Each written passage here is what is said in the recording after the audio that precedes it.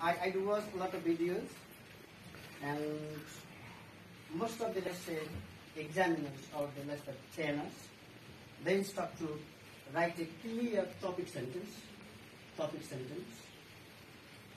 and develop the idea one after another in a chronological way. And in terms of, okay, the main problem, what I have faced is in terms of task response and coherence and cohesion.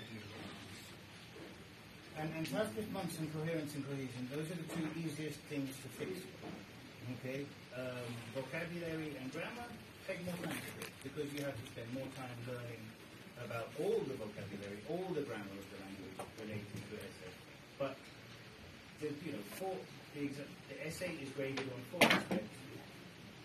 So vocabulary, grammar, coherence and cohesion, and task achievement, which is basically answering the question. Okay, now answering the question and coherence, you need cohesion. Cohesion means how you organize your answer. So we've got answering the question and organizing your answer. Now these are things you can study and learn and prepare for in class and in your homework especially. And these are two areas it's very easy to improve. If you work hard on these areas, you can bring up your average from the 4 scores. And so the first one then is answering the question. Is please read, as I said before, read the question so very carefully so that you understand, okay, it's asking me this, but it's also asking me this. And if it's saying this, it also wants me to consider this. So you need to think, if it's saying about A, B, and C, don't just talk about A, you have to talk about B and C. Okay? If you only talk about A or A and B, you cannot get above 6.5 or 7 for the task achievement because you didn't talk about everything they asked you. Okay? So that's why it's so important to read the question carefully and think, okay, what does it want? What is the A thing it wants? What's the B thing it wants? What's the C thing it wants? And then you just need to think, okay, how do I talk about this? What am I going to say about A? And if I say in A, in Nepal, everybody likes rice. Okay, fine. But you have to give a reason about why and what's the history and what's the connection to the culture and the things. You can't just say something and not explain why. So that's the other thing about answering a question, is always give your reasons. And remember, it's not a test of your knowledge of the world. You can invent your reasons. Okay? The person checking the paper is not going to be like, oh, I don't think that's true. Then you can invent your reasons as long as you have reasons for your arguments. So that's the first task achievement. You have to answer the elements of the question and answer with complete reasons. Coherence and cohesion is then just organizing that. And as you said, organizing the paragraphs especially. Yeah.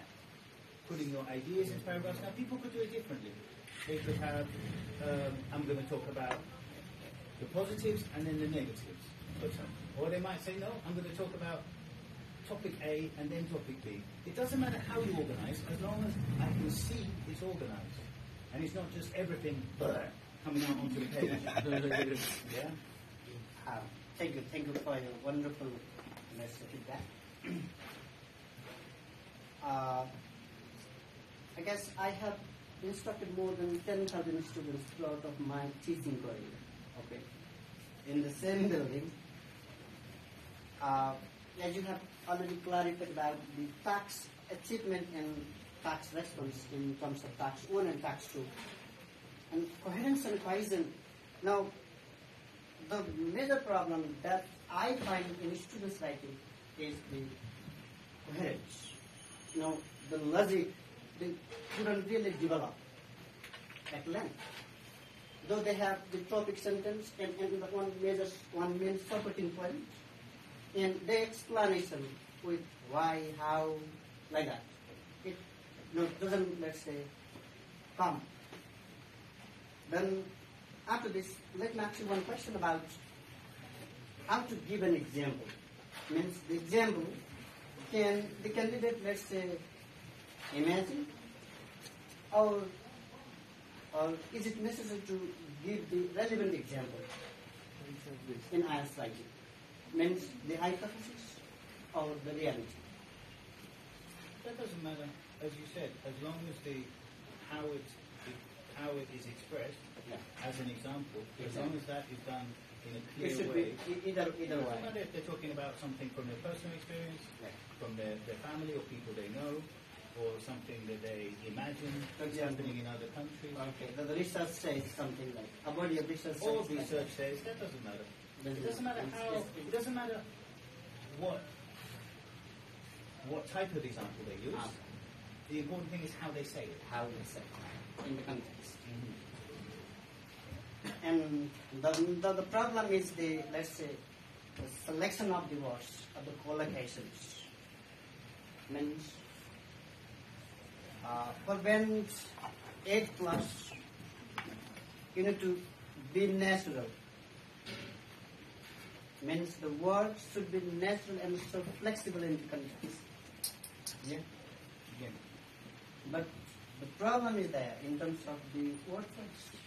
So these students, they start with the same school time again, 6 to 6.5, 6 to 6.5, 6 to 6.5.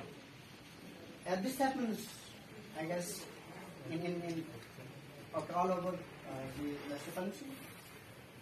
Barely, out of 100% students, 2% of the students, they go for 7 plus 9. Reading, they perform really, really great. 8, 8.5, even 9 sometimes. Listening they do. But the non-native English users, they are somehow put at expressive distance, like writing and speaking. Receptive, they have good, let's say, power. They do receive well during, let's say, teaching. Even while listening, they do really catch almost everything. But the problem is that maybe the difference of concept means the way they were taught or they have been taught from the schooling is to this level. Okay. Well, we were just talking before about how the reason you come to study English is because it's necessary to get into university. The reason the university wants you to have a good level of English because English is a skill. Communicating in English is a skill that you use to develop in your education and to develop professionally. Okay? So we say I'm not learning a language, so I'm learning a skill. Okay? Now, how do you learn any skill? How do you learn cooking? How do you learn karate? How do you learn guitar? How do you learn any type of skill?